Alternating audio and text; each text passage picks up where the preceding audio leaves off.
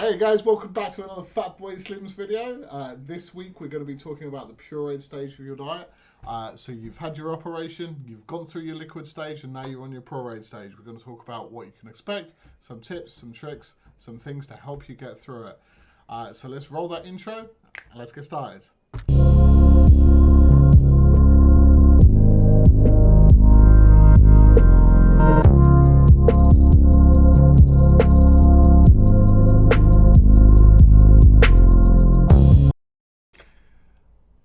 So guys, let's do a little catch up on me so far. This week I feel very fortunate. I managed to lose 3 kilos in a single week. So that brings me down to 29.9 kilos lost.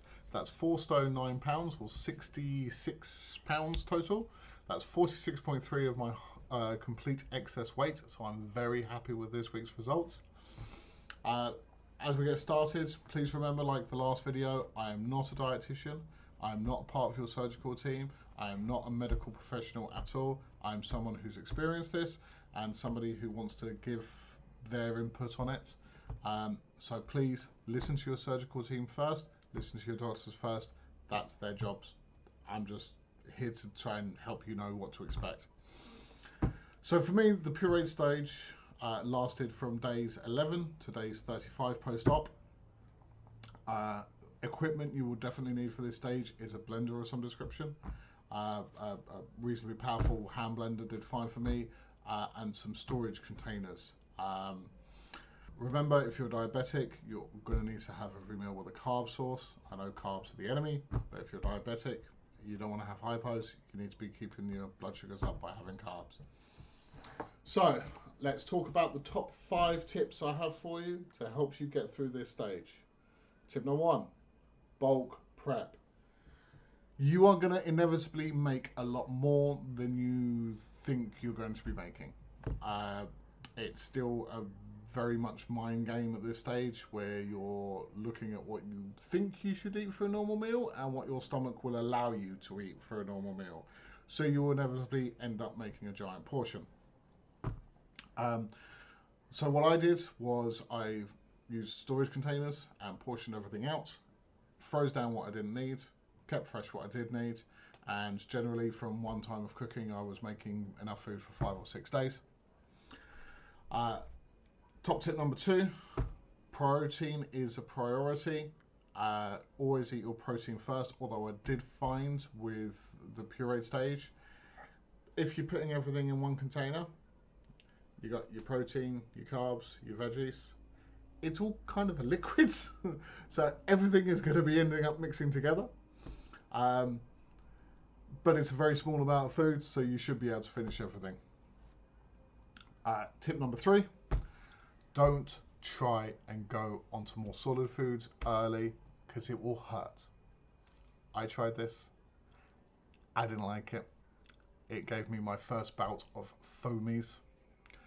For those who don't know, when you've had a gastric bypass and there's an issue with your stomach, it's more difficult for your stomach to regurgitate the food, so your body starts creating this white foamy liquid, hence the name foamies, as a way of you expelling things. It's really not very nice, and it tends to last for hours. For me, I think my first bout of foamies lasted 4 or 5 hours of being in pain, and it's not fun.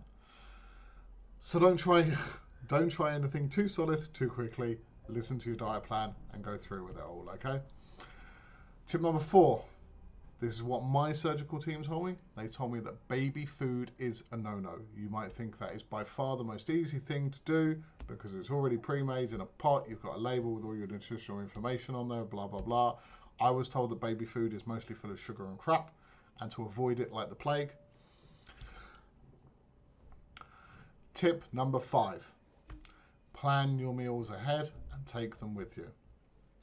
If you're going to be going back to work, by the time that I was coming onto this stage, the whole world had exploded and we were in lockdown, so I did the whole stage at home. But plan your meals, take them with you. Hopefully you can find somewhere to pop it into a microwave. If not, swap the meals out for something like protein yogurt or a protein drink, something to make sure you're still getting your intakes in.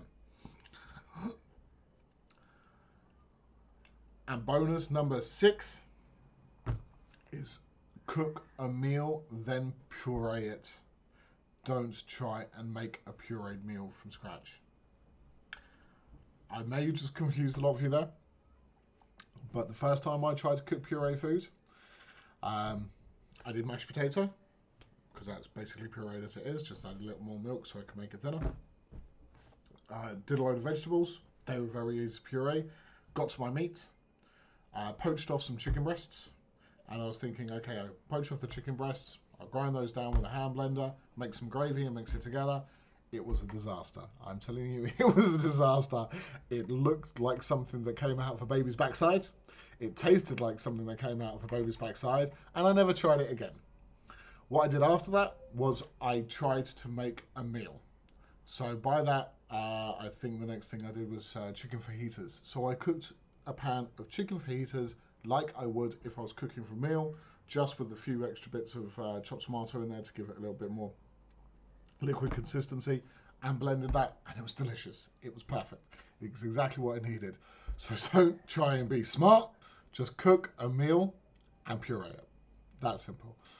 Calorie expectations for your puree diet is somewhere between 500 and 700 calories. Again, your surgical team may differ on this opinion. I found it to be close to the 500 calories a day. And don't forget, you still want to be hitting your 60 grams of protein. I found that when I was on the liquid only diet, it was actually giving me more calories because I was drinking a lot more pre-made protein drinks than when you're at this stage, because of this stage obviously you're introducing real food, so you can get protein from real food sources rather than a pre-made bottle. You still want to be hitting your 2 litres of water a day, and even now at 11 weeks post-op, my bottle of water is always by my side, so I can see how much water I'm having. Unlike the liquid stage, this stage I found that there was gaps in between eating. When you see later on how much you're actually putting into a pot for a whole meal, you might be a bit surprised, and it goes down a lot quicker than trying to drink a large amount of liquid. Obviously you're healing up at this point as well, so consuming things becomes a bit quicker. And I did find that there were times where I felt hungry, and that's where I was using a nice cup of coffee or a tea to wind down my my hunger pangs and stay focused for my next meal. So when you get onto this stage, a day's worth of food will look something like this.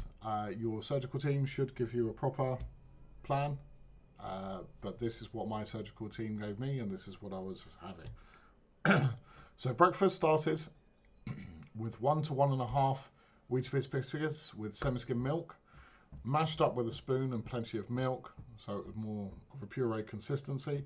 Personally, I chose to use protein Weetabix. It's a little bit more expensive, but it's almost double or triple the protein count of normal Weetabix. Helps you get that little bit of protein in there into your breakfast. Mid-morning snack was a choice of 200 mils of milky fortified coffee, and you fortify that by using the semi-skim milk powder just like you used to in your liquid stage, or 200 mils of protein drink. Lunch, that's where you come to your pureed, prepared meal. Lunch should be 1 to 2 tablespoons of a pureed meat or fish or a single scrambled egg. That's your protein source. That's what you're going to be focusing on. Then for veg and carbs, you're looking for about half a tablespoon of pureed veg and about half a teaspoon of pureed carbs. The easiest thing for pureed carbs is potatoes, sweet potatoes or butternut squash, because they're very easy to mash. They're starchy, they're quite filling. And that's your lunch. Then you get into your mid-afternoon snack. And for your mid-afternoon snack, you've got 200 mils of protein drink again, or 150 milliliters of a protein yogurt. Most supermarkets sell them relatively cheaply. Normally mid-afternoon, that's when I went for a nice yogurt, just to keep changing flavors of what I was having. That brings you into your dinner. And for your dinner, it's going to be a repeat of your lunch. So 1 to 2 tablespoons of a protein source or a single scrambled egg, plus vegetables and potatoes. But this time with the vegetables and the potatoes, you can up from half a tablespoon to a whole tablespoon. I found that these meals for my lunch and my dinner were not filling me up. So as I went through the stage, I increased the tablespoons that I was having. And I think by the end of it, my lunch and my dinner were identical at about 3 tablespoons of a protein source and about a tablespoon and a half of vegetables and a tablespoon and a half of carbohydrates. Because I just found it's really a tiny amount of food. Your mileage may vary. You just need to listen to your body and eat slowly, really, really, really slowly. I found keeping myself distracted when I was eating was the best way to slow myself down, and always using a teaspoon when I ate. So I'd watch a film, or I would do some work on the computer or something like that, so I could take a bite, do something, wait a couple of minutes, take a bite, do something. Finally, to finish the day, you're on your after dinner snack, which is going to be another 200 millilitres of protein drink, and that's your day's eating. The puree stage, for me, it felt like it went on forever. And I did kind of go from puree to soft stage a little bit earlier than I should have done. When I first tried going anything but pureed, it was bad, as I've already mentioned. But when I finally got up to, I think, about the last week before that, and I slowly went off strictly pureed foods to very soft foods like bolognese, chili con carne, something very saucy, I did do all right. But earlier on, when I experimented with foods that my daughter and my wife were eating, foamies, pain, chest pains, horrible. You don't want to do it. It's not worth it. It's simply not worth it. So, thank you very much for watching this video. I hope you found it informative. I hope it helps you on your journey. If you want to ask me any questions, if you want to get in contact with me, you can find me at fatboyslims2020 on Instagram.